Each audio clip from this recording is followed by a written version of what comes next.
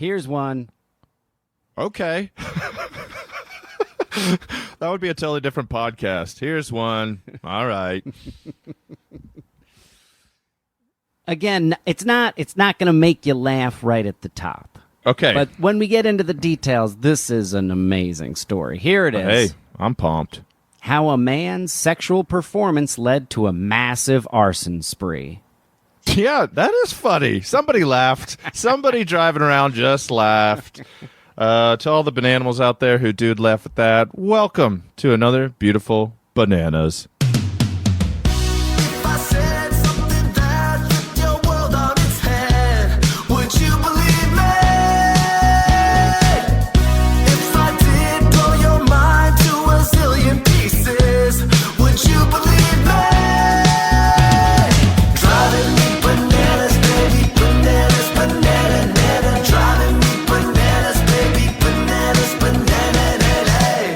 Is Bananas, folks. I'm Kurt Brownoler.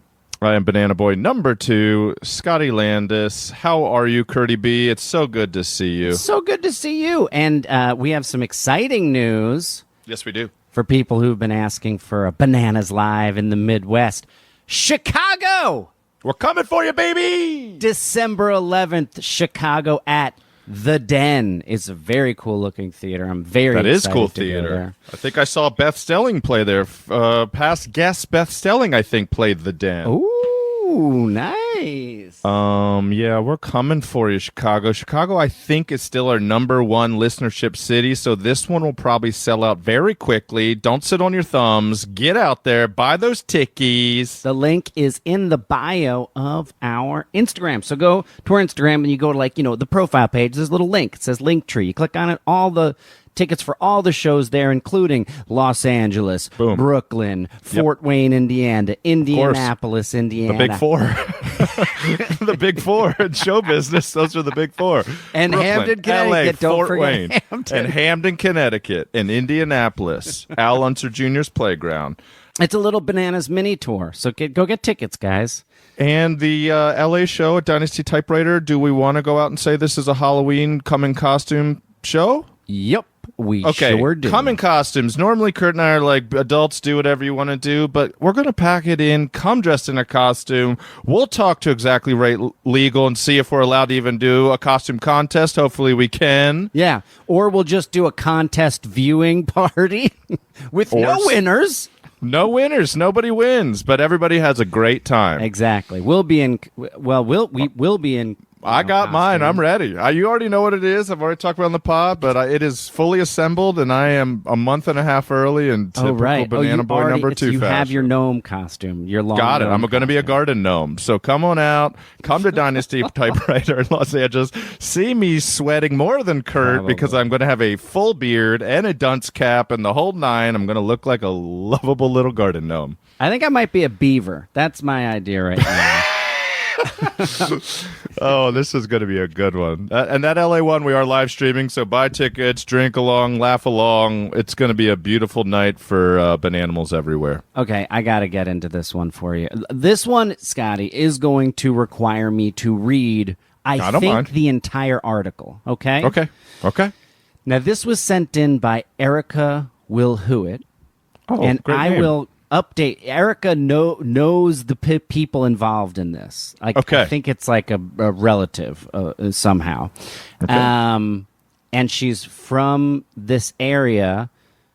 One of the towns is called Assawoman. Assawoman Bay. I've heard of that before. Another town is called Onnecock. And they're right next to each other. Okay. All right. So first those off, indigenous people were having fun. it's a good time. We're already it's already funny with the names. This is from August 5th, 2017, in the New York Post, written Close by enough. Stephanie Cohen, who is She Scotty. is. She's the best in the goddamn business. She really is. This is a well-written article. On November 12th, 2012, the abandoned house across the field from Deborah Clark's home in Accomack County, Virginia, caught on fire. Okay, cool. It was a cool, dry night, and the house hadn't had working power in years. Clark knew in her bones what had happened. Somebody done set the house on fire, she told the 911 dispatcher as the flames grew. That night, the firefighters would respond to 2 more fires. Over the next 6 months, they would respond to more than 60. And this is a tiny county, all right? Oh, yeah, that's a lot of fires. In Washington Post reporter Monica Hesse's new book, quote, American Fire, Love, Arson, and Life in a Vanishing Land. I'll read it. I want to read it now, too. She I want to read it. recounts the slow destruction of Accomack County, once one of the richest rural counties in the nation.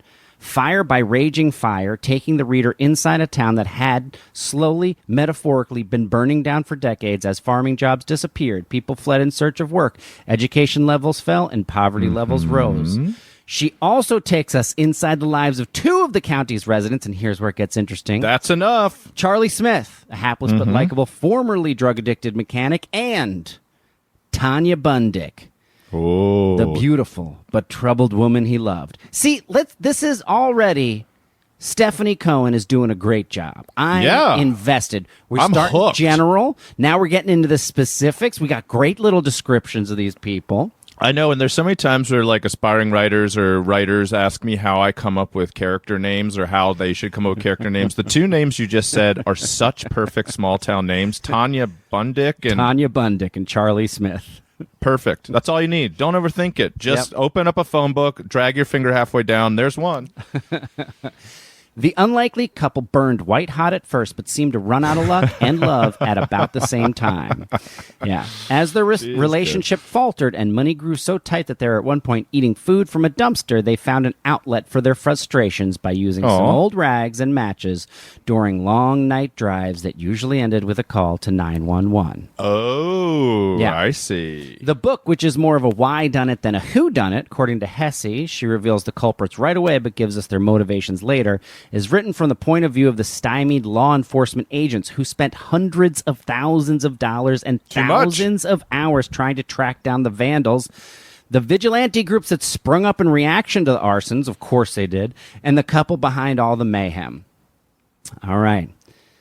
So, again, there's like a police... I'm going to skip a couple paragraphs here. It's like a police state. There's all these fires burning. It's a police state. There's road checks. They're looking for these people.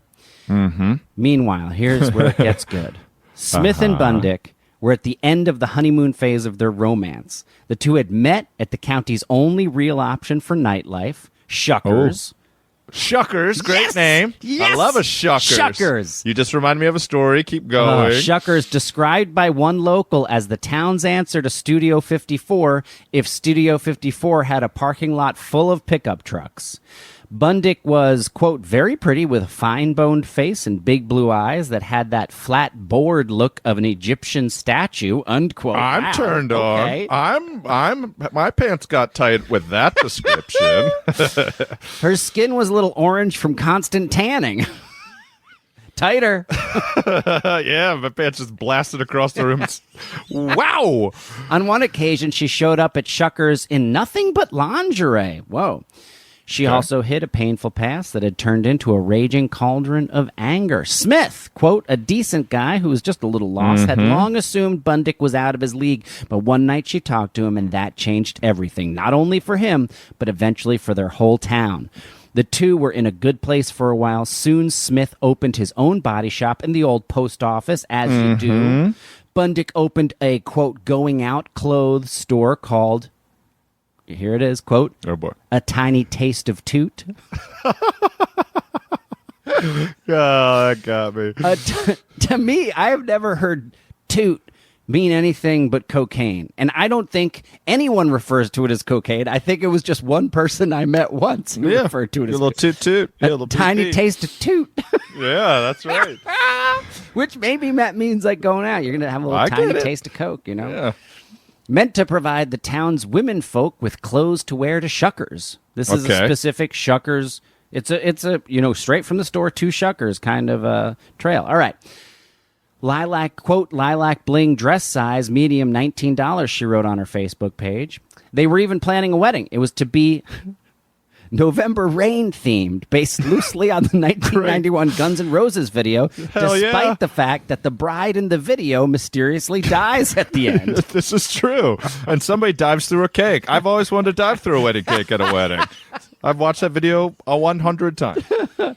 Bundick and Smith envisioned it as the party of the year with 300 guests, which I don't even know if there's that many people in Accomack County. So, arson is a weird crime, writes Hesse. It doesn't make its perpetrators any richer, she explains, nor does it usually get rid of someone you hate. It's a crime in which the weapon is nature and the end result is the destruction of a thing, the changing of a landscape, the carving of a charred signature onto a dead piece of earth.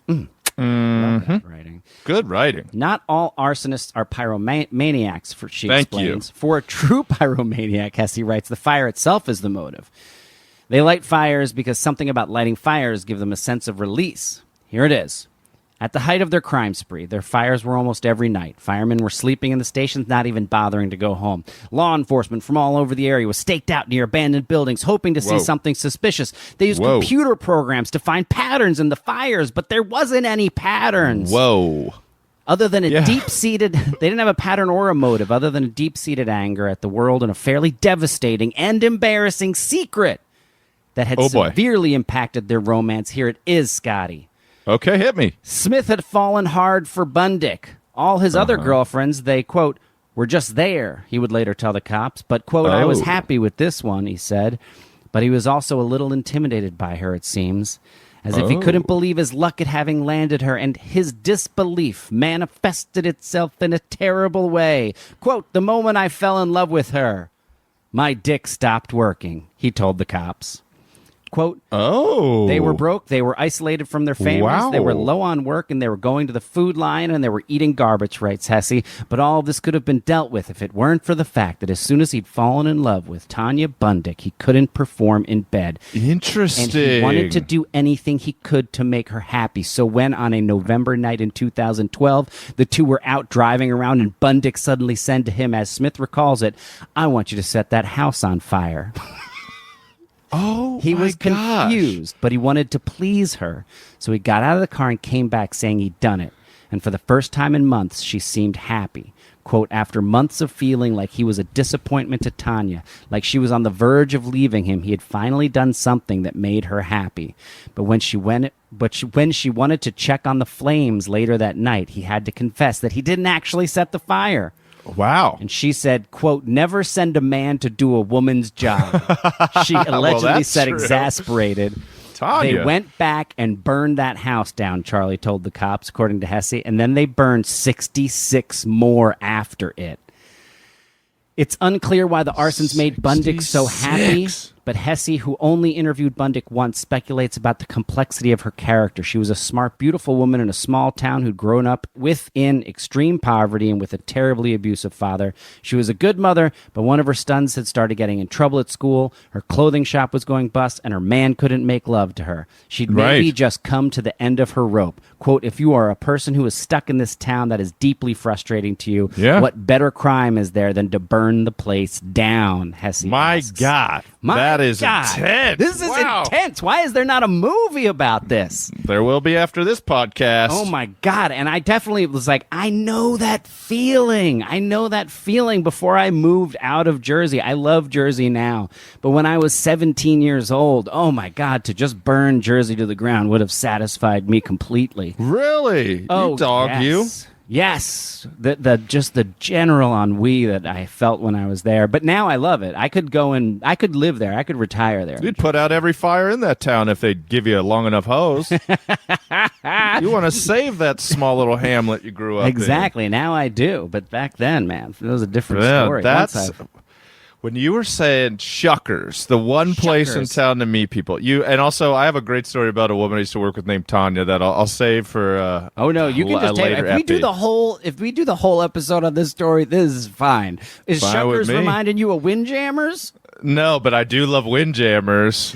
Well, what do you remember about Windjammers? Okay, we can talk about Windjammers. So this is Windjammers. This is where our friend Chris and Sam got married. They got married outside Charleston. Sullivan's Island. Yeah, Sullivan's Island. No, they got married on the Isle of Goats. Goat Island. Goat Island, yeah. Yeah, we had to take a ferry out to Goat Island. Kurt married our good friends. I did. And then we went, the after party was at Windjammers. It was on the beach. What I remember from Windjammers is the moment we walked in, there's a band playing. The moment we got there, Scotty immediately made a beeline for the dance floor. Correct. Started dancing. We were at this after party for 4 hours. Scotty Probably. never stopped dancing. Every time I looked over, you were with different people, still dancing. Just big smile, waving, really getting down. I'm in a suit, a suit and tie. Everybody else is just wearing their South Carolina best. But the detail that I remember is that somebody came up to me on the dance floor and told me I was the only man on the dance floor.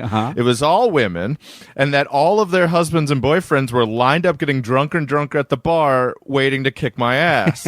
And somebody was like, oh my God. Somebody was like, hey man, you might want to like cool it because like all these guys are pissed at you for dancing with everybody.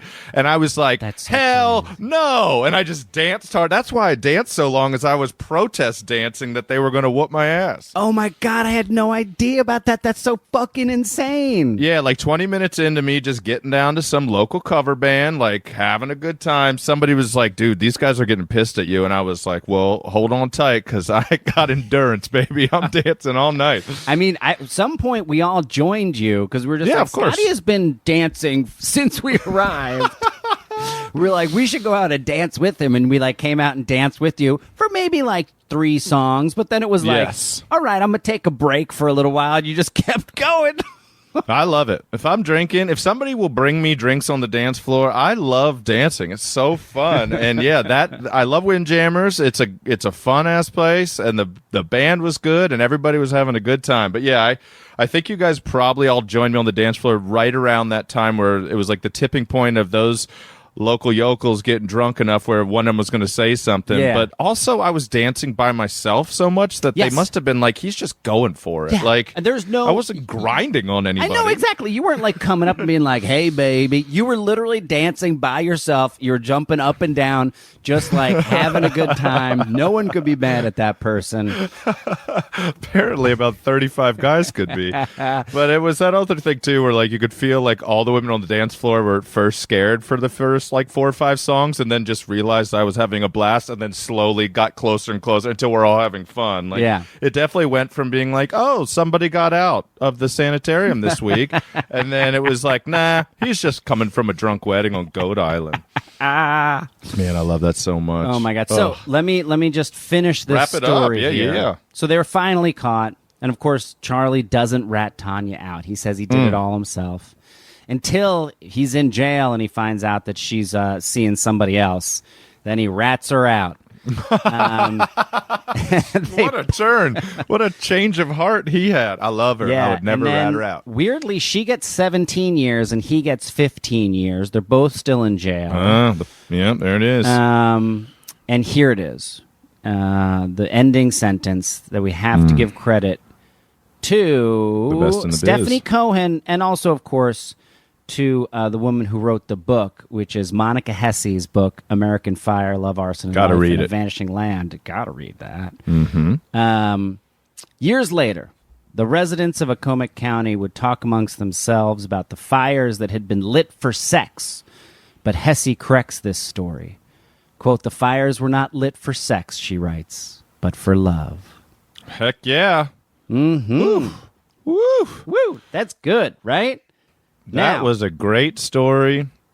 That guy, he could have had erectile dysfunction because he fell in love. When the emotions got involved, he couldn't handle it. And isn't that just being a modern man these days? So let's just burn our little sweet, once affluent town to the ground. Overthinking it, bud. Erica Wilhuit, who sent it in, she wrote, okay, so there's a lot to this. These people caused so much trouble in our town and depleted our local volunteer firehouses. She's from this town. But when the background story came out, we all kind of giggled at the insanity. This was my brother-in-law's cousin. And there's some good backstories we chuckle at family holidays despite the mess. Also, I heard y'all talking about horrible town names, and we grew up in Assawoman, which is right next to Horntown and Onnecock. Yeah. And the works.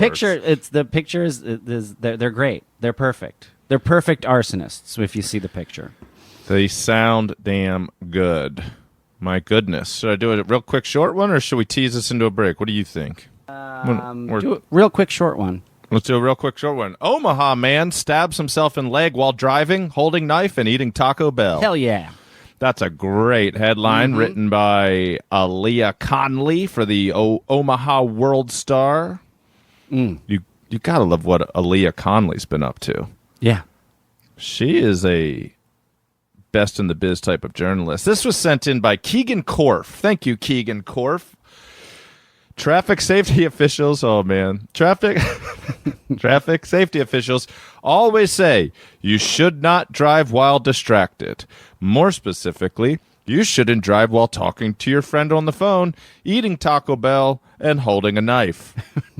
Stuff is going on. It's so many things going on. Unfortunately, for a 39-year-old Omaha man, he did just that Thursday and inadvertently stabbed himself in his leg. Ooh.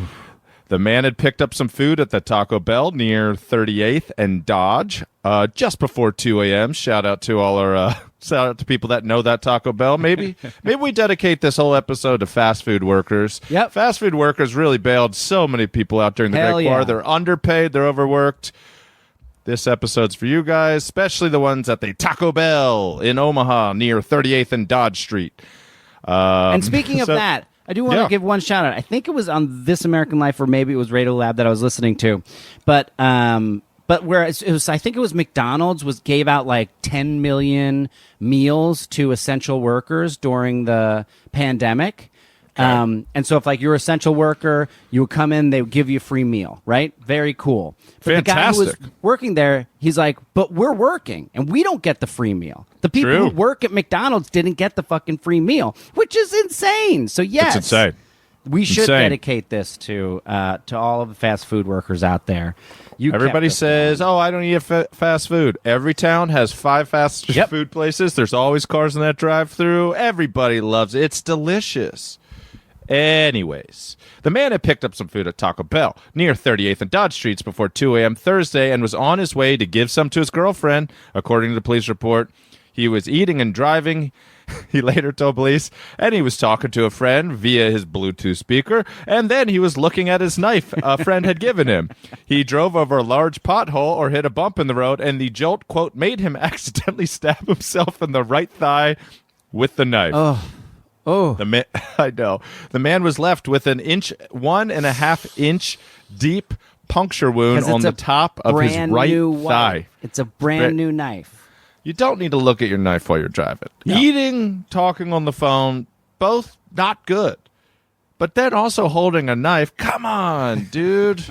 This is karma. The man headed to holding it facing down, too. That's the craziest part. When you're driving with a knife in your hand, you only want to face it down. God forbid the airbag goes off and you stab yourself in the forehead. Safety first, Kurt. Point it down towards your reproductive organs. The man headed to nearby Nebraska Medical Center, where he waved down security officers and asked them where the emergency room was. He was released. He's fine. He gave his girlfriend the Taco Bell. I just thought this was so funny. I mean, like, God, thank God it was just a bump in the road and not a late night cycling Peloton or something. Also, if he had hit his femoral artery, he'd be dead. Thank you. I bet he wasn't thinking about that. It's always like you always downgrade what you were doing. Like, you're always like when you get busted for doing something stupid and you were doing something really dumb. You're like, no. So he was holding a knife, talking to a friend on the phone, eating Taco Bell, and driving, and probably doing something else. 2 more things, I would bet. I would bet. Trying to light a cigarette and jerking off at the same time. That's right. I was thinking he was looking at nudes on his phone. Yes. Oh, God. It's so good. And opening a sauce packet with his teeth and then just bazinga right into the old thigh. Do you remember, was it a thing where you grew up? Were butterfly knives hugely popular amongst your friends around 12 years old? Yeah, they were. There was a place called Sunny Surplus. That was an Army-Navy store, and they would sell knives to kids. Yeah. So we would just buy as many knives as possible. We would go to Collingswood auction. That's where you would get your butterfly knives. And then a butterfly knife, you would have to know the trick. You would have to be able to open it in the crazy way. Like, instead of just like folding it open and doing it. But like you hold one side of it, flap it open, and then like wrap your hand around it in mid-flight and grab it on the other side. It was that. Right. It was that so version. You chop your own fingers off. Yeah, but you could easily chop your fingers. So easily. And then to be able to close it as well without chopping your fingers off. Yeah, my Oh, my buddy, we were allowed to have knives, not guns, on my silly street on Waywood, and my friend Kyle's mom gave us her former knife set, kitchen block knife set once because she got new ones. She was like, "You guys can have these." So we walked out in the woods with a old, Faberware or whatever kitchen knife set. Kyle and I, in the middle of the summer, probably around 12 years old, found a suitable tree, used the cleaver, and chopped down a tree over 3 days. We had to switch hands. We were getting blisters. We would wrap it was. I don't understand why people climb Everest. I don't understand why we cut down this tree. It's because we had something to prove, and our hormones were. We chopped down a tree with a cleaver. And it took 3 days. Like a tree. Like I couldn't, as an adult, get my arms around this tree now, and it was like, this one's got to go. It was that big? It was that big? I'm not kidding. It took us 3 days. We would leave the knives and hide them under leaves and then come back the next morning on our bikes and continue chopping. I mean, calloused, skin peeling off our palms, just like two. I don't know what it was, but it was. I look back with total regret and go, I don't. And then when it fell, it was like, well, that's done. Wow. Nothing. Yeah. Well, we did it. Yeah. We're not making a dam like a beaver does. We're just letting it fall. No, I mean, yeah. If we should have learned how to work wood. Yeah. We should have become carpenters and built some tables for the old ladies in our town. But we didn't. We were just stupid 12-year-olds. I'm gonna go plant a tree after this episode. So insane. All right, I'll tease us out. You better. Nudge, nudge, wink, wink. How do animals flirt? Hey, I don't know. Let's find out when we come back to Bananas. If you're skeptical, then maybe check the facts, but you better believe it, cause it ain't fake news. If you're skeptical, then maybe check the facts. Nothing's stranger than the truth. Driving me bananas, baby, bananas, banana, banana. Driving me bananas, baby, bananas, banana. And we are back, Scotty. We're back, and I gotta say, before we get into the banana mail, before we get into all that wacky stuff we always do on this pod, I think it's time for our next Best of Bananas. I think it's Bob with Lisa Maga, the intern. B-O-B! Welcome, Lisa. Thank you. Thanks for having me again. No problem. Welcome back. What is the Best of Bananas this week that you got for us? This week, our best of bananas is the fatal and debilitating animal sex. All right. Fatal and debilitating animal sex. So you're saying we've done at least 5 of these before. Okay. Actually, All technically 4. I just have. Okay. But it was such a good topic that I was like, this is interesting enough. I couldn't agree more. Forgive you. Okay. Let's hear 'em. Start at the top. Here we go. All right. First off, we have duck has traumatized penis removed after nonstop sex. Mm-hmm. Yeah. I remember that one. He didn't. I remember it was where like I was. for a couple days. He wouldn't stop. That was an early one too. It was an early one as well. I like that. We got a lot of duck penis conversations and the corkscrew penis sort of situation. I thought it was. Nature's wine opener. Absolutely. Then we have extreme mating kills tiny marsupials in mass, says researchers. En masse. I think you did this one, Scotty. I think so too, and I can't even remember, but I think that they were just such voracious humpers that they kill themselves having sex. Yeah. And they have very large testicles too. I think I remember that detail for some reason, but maybe that was something else. Maybe that was a different documentary. All right, what's the next one? All right. Then we have Seattle Aquarium cancels octopus sex act due to cannibalism concerns. Oh, yes. So they were going to invite families and interested parties to watch, and they were scared that one of the octopi was going to eat the other one. Yes. I mean, also, it is insane that was even pitched as a show. It's just like, hey, listen, we're going to watch octopi. Fuck. You guys down with it? Bring your kids. Sign us up. I'm all in for that, though. It's educational. That's my octopus teacher. All right, what's the next one? All right, this is the last one in this segment. It is Invading cicadas may turn into sex-crazed zombies this summer. It's honestly, I think, one of my favorite banana stories. Just because. And they did. Yeah. Oh, they did. And their butt, the butt falls off, and then it's full of like a psychoactive bacteria. I mean, it's insane. That's a great one. Thank you, Lisa, bringing us the B.O.B. Best of Bananas, folks. And everybody out there, if you want to wish Lisa a happy birthday, her birthday is August 18th. The ultimate gift for any intern of a podcast is go over to Apple, give us a 5-star rating and review say, I'm doing this, happy birthday, Lisa. That would make us all so happy, and it'll be a much better year if you do. And also, just FYI, Lisa pitched us on this idea that this would be her birthday present. We didn't say, Lisa, this is what we're getting you for your birthday, reviews for our podcast. True. That would mean a lot to me. So there we go. Right. A pro to the end. Thanks, Lisa. Thank you again to our wonderful intern, Lisa Magid. We check out our Instagram, The Bananas Podcast, and you can see those top stories. We're going to do that every now and then because we think Lisa's the best, and she works so hard for us. And give her a follow on social media, too. Yeah. Also, follow us on Instagram at The Bananas Podcast. Go rate and Might as review well. us. You can easily rate and review us by just going to ratebananas.com. Isn't that easy? RATE. We made a website. We made a website. RateBananas.com. Just give us 5 stars. Come on, we're coming to your town. I'm dressing like a gnome. Kurt might be a beaver. These are big things. Also, we're gonna have. I ordered a yellow suit for the regular live shows that are not Halloween themed. I ordered some yellow suit stuff too, but I think they're different than yours. So we're going to just be 2 very tall white men glowing on stage. If you're trying to film it secretly on your TikTok, we'll probably get blown out by it. So come out and say hey. I do have a bunch of shout outs and banana mails. First of all, today, happy birthday to Travis Millard, our birthday, good Travis. buddy. Travis is the guy who designed our Bananas logo of Kurt and I as bananas sitting at the desk, as well as our tour poster and many, many other pieces of art for me. My cabin is basically Travis Millard art. You can check him out on Instagram at The Other Fudge, or you can go to travismillard.com and buy a bunch of his prints and art and make your house and bedroom way cooler.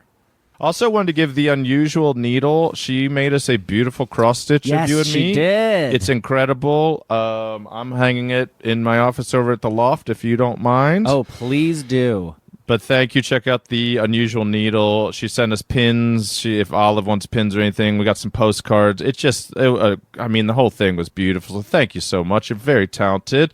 And keep an eye out on Podswag. Kurt and I are going to do some seasonal banana candles. We just approved the artwork. So if you like us, Bananadals. Banana candles. And we're making a very limited run of these, so if you're gonna get a banana candle with Kurt's mug and my mug on it, walk and run. And I believe that was inspired by Bonnie Goodhart, right? Correct. Bonnie made 2 candles for us from lit candles, which are pretty cool. You can kind of do candles of your choice, lit candles. Yes. Check it out. And we're like, this is a great idea for merch. So now we're doing it. So shout out to Bonnie for having the Thanks idea. for Bonnie, absolutely. But check those out, all the other crap on Podswag. I think we are sold out of the Hypercolor shirts because they're so dope. But hopefully we'll be getting those back. Yeah. Thanks everybody for supporting the cause. Let's talk about how animals flirt. This was sent in by Stormy C. Stormy C sends a lot of stuff in, so I'm Stormy happy. C does. Thank you, Stormy C. We got one in here. This is on National Geographic, and it is written by Liz Langley. Oof. But in the best. Liz Just Langley. the best. God, she's so good at what she types. This was published February 6, 2016. Okay. So, there's some stuff here. It's like, how do animals flirt? Some intro stuff.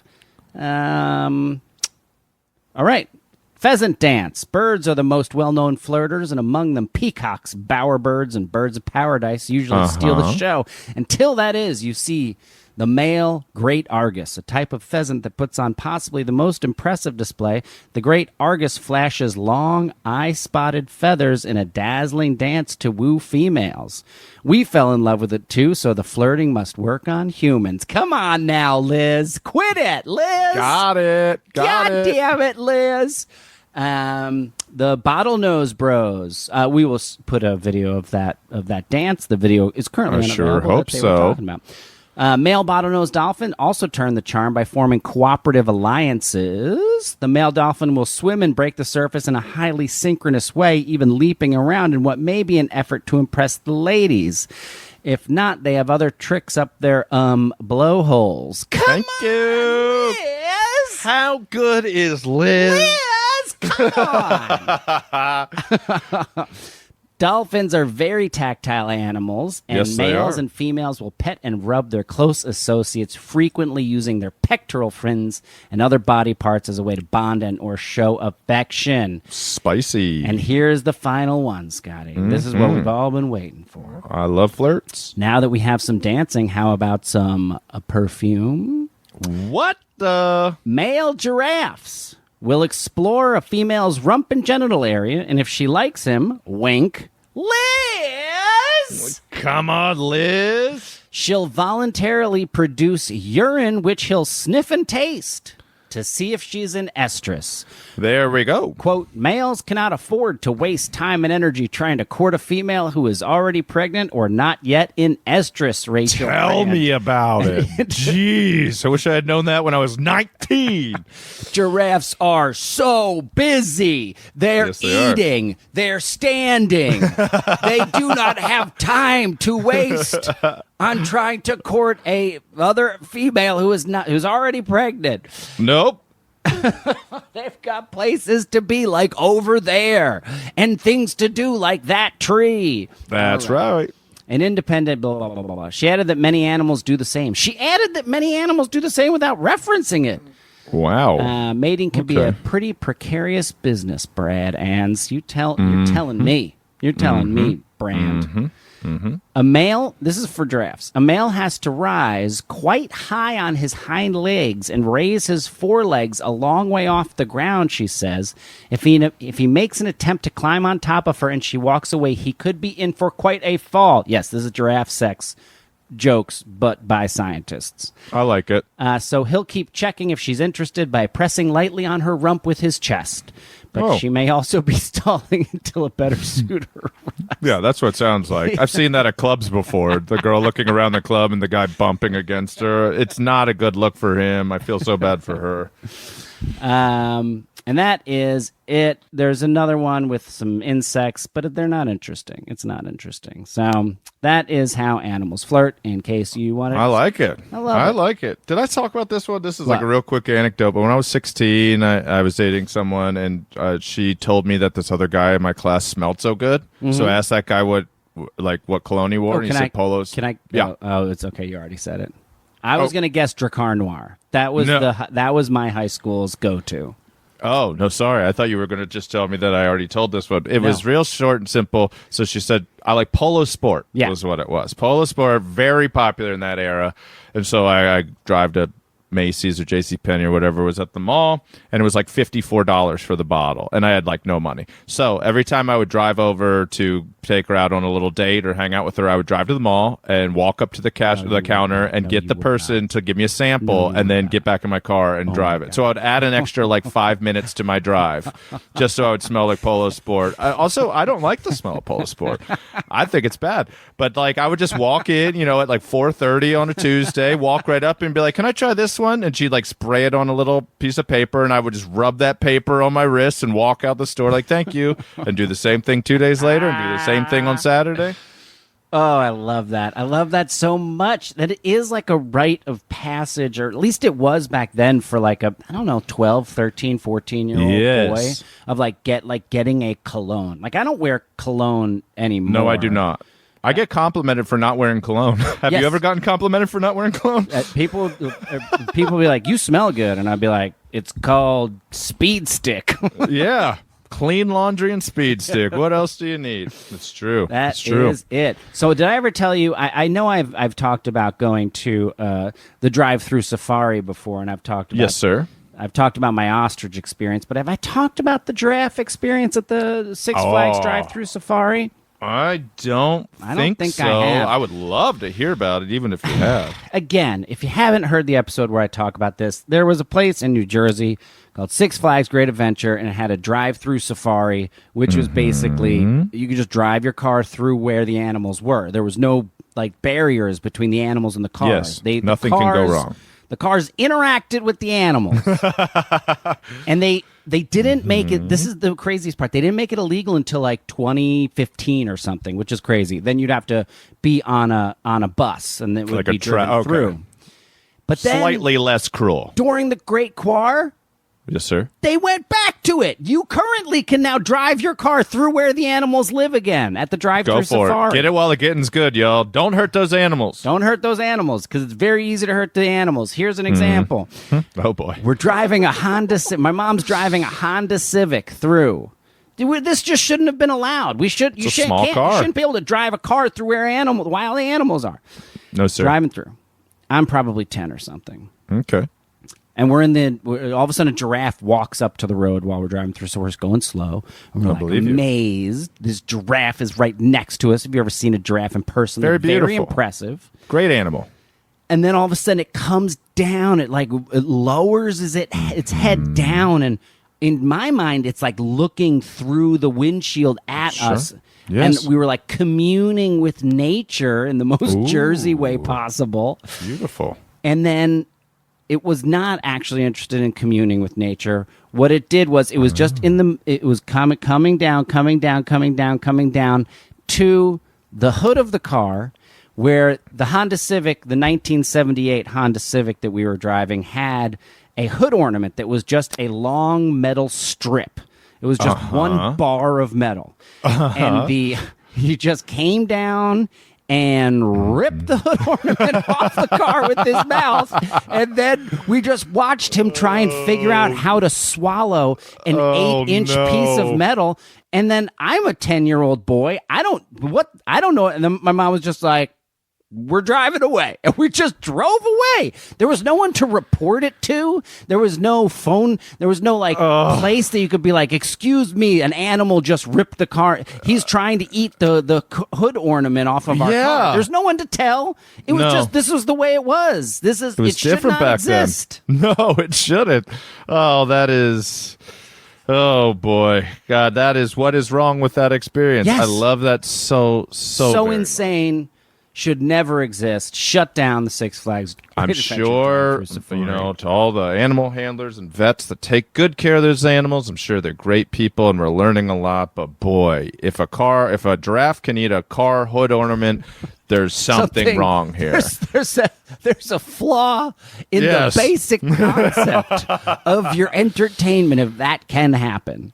That is right. All right, I'm going to take us back a little bit. I was scrolling back in my Bananas Word document that I just copy and paste nonstop these days. I'm going way back. So Melissa Parker 05 sent this in probably 6 months ago, maybe a year ago.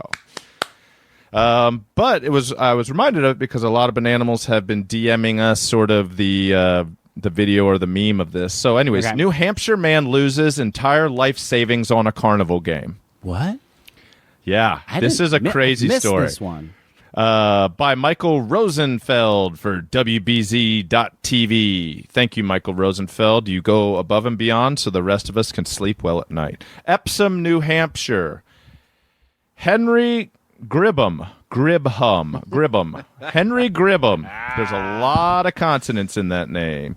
Henry Gribham says he lost his life savings of $2,600 on a carnival game, and all he has to show for it is a stuffed banana with dreadlocks. Oh, quote, you're expecting the kids to win a few things. Let the kids have a good time, says Gribham. It just didn't turn out that way. Gribham says he attended the Manchester Carnival run by New Hampshire-based Fiesta shows. I mean, I bet there's a dark documentary about Fiesta shows. Oh, maybe not. Yeah. Probably. And wanted to win an Xbox Connect. at a game called Tubs of Fun, where contestants toss balls in a tub. Oh, one of those like little metal wash bins that are like on the wall. So They are I think so. surprisingly difficult to win. They have like they just bounce right out every time. Nothing fun about that. It's Tubs almost of fun. like it's rigged. It's almost. There's an old 2020, I think, years ago, that TV show 2020, where they like take like a professional sharpshooter, like Olympic gold medalist, and they have to shoot out the star, and they can't do it. There was a very famous one. It was probably like a John Stossel moment. Anyways, Gribham practiced. He said, hey, it's easy, but something changed when he started playing for the prize, and the balls kept popping out. Quote, it's not possible that it wasn't rigged, says Gribham. The 30-year-old from Epsom says he kept trying to win back his money by going double or nothing. He dropped $300 in just a few minutes. Then he says he went... yes. He kept trying to win back his money. That's not how carnival games work. You know, you got a prize. It's not. This isn't gambling. This isn't Vegas. There's a reason he lost his life. Henry, he's not an accountant. And then the carny was just like, yeah, double or nothing. Go ahead. Yeah, sure. I know. The carny is just going, I'm getting promoted. I'm going to be running this thing by the end of the day. So he drops $300 in just a few minutes. Then he says he went home to get $2,300 more in cash. Okay, so he's got a lot of time to think about whether or not this is a good idea. Yes, he took that, in life. Step back, take 10 seconds, take 10 breaths, go, 10 what am I breaths. really doing here? Yeah. Then find your life savings and go right back to Tubs of Fun, apparently. Oh, quote, you just get caught up in the whole I've got to win my money back. No, you don't, Henry. You don't. You just say, I was an idiot and lost $300 at a tub game. Yes, Fiesta Shows says the game is run by an independent contractor who has worked for Fiesta for years. Fiesta tells WBZ TV it is interviewing the contractor to, quote, get to the bottom of what happened. And the game is not being set up in the Carnival in Derry. Again, this was probably last year. Flynn said that he did not know the name of the contractor offhand, convenient, and said it was pretty next to impossible to lose such a large amount of money at that game. I know it's difficult, he says. I've tried it myself. I've done it once. I've missed probably 20 times. Manchester Police Lieutenant Maureen Tessier says the department is now investigating to determine if there was any fraud. Man, so... But also, like, that is such a bullshit answer of, like... It's an independent contractor. Do you know what I mean? It was just like, I know what you mean. Literally, if you and I came up to somebody and you mugged them, and I've been like, I don't know, he's an independent contractor. I'm not responsible for him, even though we hang out together all the time. He's constantly the main thing I do is people come to play his games at my thing, but I don't even know him. I don't even know the guy. Yeah, I've never seen this guy before in my life, but Kurt, after $2,600. He didn't win. So his consolation prize ended up being the giant banana stuffed with dreadlocks. So he won a little bit. But that's the thing. It's like when he was down $1,000. I mean, dear God. The only thing he could have gotten was a banana with dreadlocks. Like, that's the best. It's a carnival game. Like, it's I incredible. feel like Henry really needed to be explained the basics of a carnival game. I agree. I mean, I admire his spirit. I admire he never gives up, this guy. I mean, somebody needs to hire him and put him to work. This man sees things till they're done. But yes, you're right. He was playing for an Xbox Connect. He just didn't get there. I'm sure you can buy many for $2,600, if too many Xbox Connects. But yes, he left with a dreadlock banana. As soon as I saw this, it reminded me of in high school. I had a wonderful English teacher. She was fantastic, and she assigned us over the weekend to write a poem. All we had to do was come in and write a poem.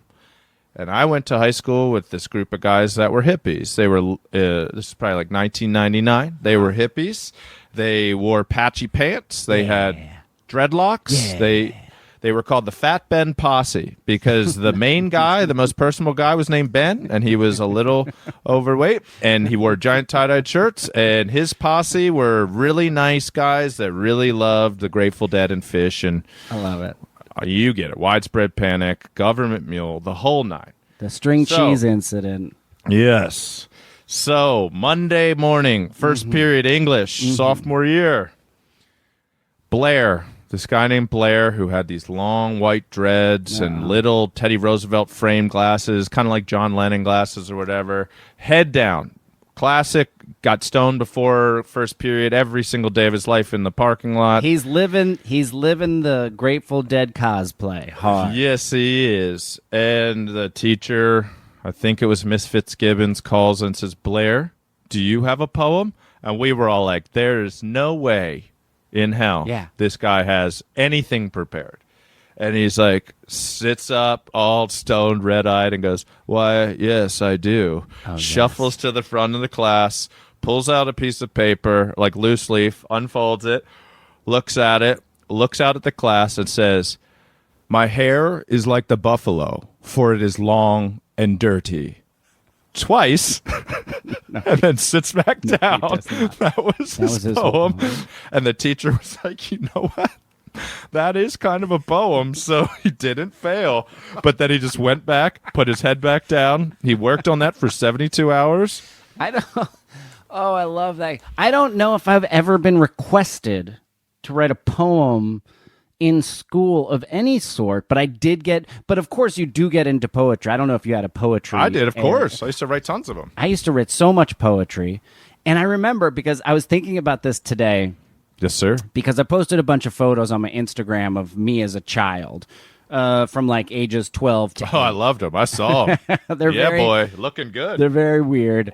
And so many people in the comments were like, I don't believe this is the same child who was like smoking at this time, and I don't believe this is the child who then later like did so many drugs. I do. And I was trying to think. I was like, what was like the a turning pivotal point, shift? right? What was the turning point for me? Yeah, and the fork in the road. I do think, and I want to go back and watch it because I mentioned it last time we had an episode with Kristen. And it triggered The Doors, the movie The Doors. Val Kilmer in the movie The Doors, I think was a pivotal turning point. I think it came out when I was 12. Huge. The Doors were huge when we were young. Huge. Unreasonably, like top band, and now nobody even talks about it. Yeah. And that movie, I just remember, I remember one specific moment where, like, Jim Morrison's wife at the time, or girlfriend, was like, Are you on acid right now? And he's like, this is some low-grade acid, baby. I was always like, what is low-grade acid? Yeah, just easing into it. But I remember just being like, poetry is Jim Morrison lyrics for The Doors. Sure. It's a little bit dangerous. It's fueled by drugs and sex. And then that's the kind of poetry that I would try and write. And I think it's like maybe 2 years later was like kind of the first time I took acid when I was 14. And that's when I think it all shifted. But it was all like inspired by The Doors. And that's crazy. Because now that I have kids, I'm like, there's going to be some pivotal moment in their life where they're just like personality shifts and changes. Yeah, but you were looking for it, right? That's what you were saying. Totally. To me, it was the guy diving through the cake in the November Rain video. I was like, that guy knows how to party, and I'm going to be a human happy hour from here on out because of that. Thank you, Axl Rose. That guy knows how to party. That's my whole lifestyle icon. I was like, you know what? When everybody else is running and it starts raining, this guy just sprints. There's so many places to dive at a wedding, and he aims directly for the 4-tier cake and just takes it out with his torso, not even hands first. What a hero. Oh, my God. All right. Let's get one more quickie. We got one more for the road. We got the Lido Shuffle. Yeah, buddy. All right. This is an update for, you covered this story way, way, way back. That rocks ass. And here's an update. This is sent in by Mary.Roll. Thank you, Mary Roll on Instagram. We like this is Mary from Roll. The Week, which is a respected news source. I bet it is. This was written by Chaz Nuki Burden. Come on. Great name. My God. Right? First name Chaz. Last name New Key, spelt like New Key. Okay. Dash Burden. Yeah, Chaz is a kind of a not great name, but when you have Nuki Burden at the end, it doesn't matter what you can put. You could be Trent Nuki Burden, and you're like, I like that guy. Because when Jennifer Nuki married Ted Burden, Ted was like, I do not like my last name. And Jennifer was like, Nuki Burden. Now it sounds. It's like when you hear it, it's almost like, is it Nookie? That's what I was hoping for. Buyrdon? Do you know what I mean? It's like it's a new word. Yeah, a Nuki Burden. I'm doing it for the Nuki. Okay. Absolutely. Man who married sex doll dumps her for an ashtray. Oh, man, I was about to blow this guy up, but he is back. He is back. Why this man can get into the news so often by essentially just declaring insane things that he's in love with? I don't know, but I don't know either. Is back. He's all right. A bodybuilder who married a sex doll. He's also a bodybuilder. I think he's Kazakh, right? He's got the time. A bodybuilder who married a sex doll and then struggled to remain faithful, and you can click on that, and I'll get to that, has said he is now in love with an ashtray. Who cares what he says? That's the craziest part. This isn't a well-respected magazine. I could care less about what this guy ever says, but I love what he falls in love with. Yuri Tolochko insisted he has moved on since his split from Margot the doll and is building a new life with the ashtray. The Kazakh muscle man was recently captivated by the ashtray in a club and now hopes to fashion a vagina for it so they can get intimately acquainted. Okay, Whatever. That seems not easy to do. That does not seem easy to do. And here's what, if you click on struggled to remain faithful, this is also from the week. Yes, a Kazakhstani bodybuilder who married, this was from June. Prior. A Kazakhstani bodybuilder who married his sex doll has announced that he is open to dating a human. Describing himself as pansexual, Yuri Tolochko said he can love anything from a, quote, image to a, quote, soul. Dropping a bombshell, he said that after his marrying his doll Margot, he cheated on her with a, quote, strange object and a supermarket chicken while she was getting plastic surgery over Christmas. Okay. It's like a Mad Libs. It's a Mad Libs fill in the blank of a news story. If it's real, if this man truly feels both love and affection and sexual desire for these objects, I'm all for it. Yeah. I'm in. Live how you want to live. If it's for attention, yes, I'm half for it because he's given us content for our silly little news podcast. But if he sincerely, there are people that love objects. There are people that love trees and cars and balloons. We get multiple stories a year of women who marry ghosts. There's been a lot of women who don't get any guys ghosts. marrying ghosts. Have you noticed that? No men marrying ghosts. Yeah, guys marry a sex doll, a lot of ladies. And women marry ghosts. Yeah, and the ghosts have left the women. That's the other thing too. It was like one of the headlines was that a ghost ghosted this woman, and in the photo of her and like the sun or the mirror was her looking devastated that this ghost left her. I'm like, you gotta keep your windows shut, lady. You can't turn the vent fan on. We should get her an ashtray. She would love it. If this guy sincerely loves chickens and sex dolls and ashtrays, you know what? Whatever makes you happy, if it doesn't hurt other people or animals, then live how you want to live. I am in favor of it. I still just want to know who his publicist is because I bet you there's a ton of fucking people out there being like, I love toaster, and no one's writing a story about it. No, but TLC, that cable network, if that still exists, they're always putting people on there that are in love with pillows and eat foam and love handfuls of dirt and all that. You know, everybody's got something these days. It reminds me of my, I think, favorite movie from any movie ever. I mean, favorite line from any movie ever. If it's The Doors, I'm turning off the podcast right now. No, it's Steve Carell's. It's Steve Carell's character from Anchorman, where he's just like, they're talking about love, and he just goes, I love lamp. Yes. Like, are you just looking at things in the office and saying you love them? Yes.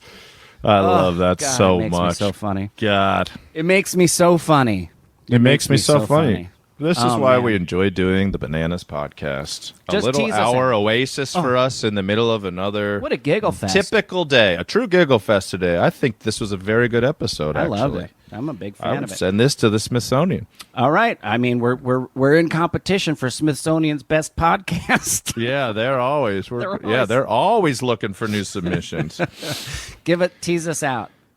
Oh, this was sent in. You mentioned Chris earlier in Windjammers, Chris Hoslet, our good buddy. Yes. Also, Jay Bergen16 sent this in too.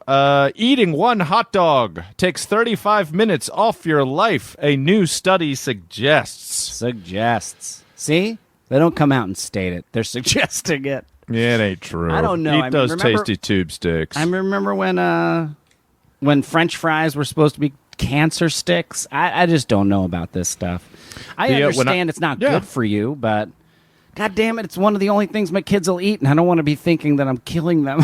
Yeah, no, it's fine. They're fine. The oldest guy in Brooklyn when I moved to New York in 2000, whatever, the one of the newspapers there, the Post or the Daily News, interviewed him, and they were like, "What's the secret to your age?" And he says, "Every morning I get up and I take 2 pieces of white bread and I fry them in like shortener, like Crisco." And he's like, because bacon fat is not fat enough, and I eat that. And that's what he does 365 days a year. 2 pieces of white bread fried in Crisco for breakfast, and he was 104 years old. So it does it. There's It's 9,000 genetics. factors. Wash your hands, brush your teeth. Yeah. Thank you to you, Scotty. Thank you to Katie Levine, our producer. Thank We you love to that our Katie Levine. intern. Lisa Magid, who gave us a wonderful, wonderful top bananas list. And thank you to the benevolent overlords Karen and Georgia at the Exactly Right Network.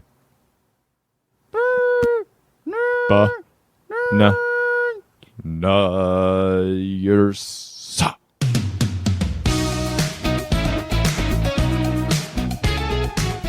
This has been an Exactly Right production. Produced and engineered by Katie Levine. Theme music by Kahan. And all of our artwork is done by Travis Millard. You can follow us on Instagram at The Bananas Podcast, where we post stories every day and things that we don't cover on the podcast.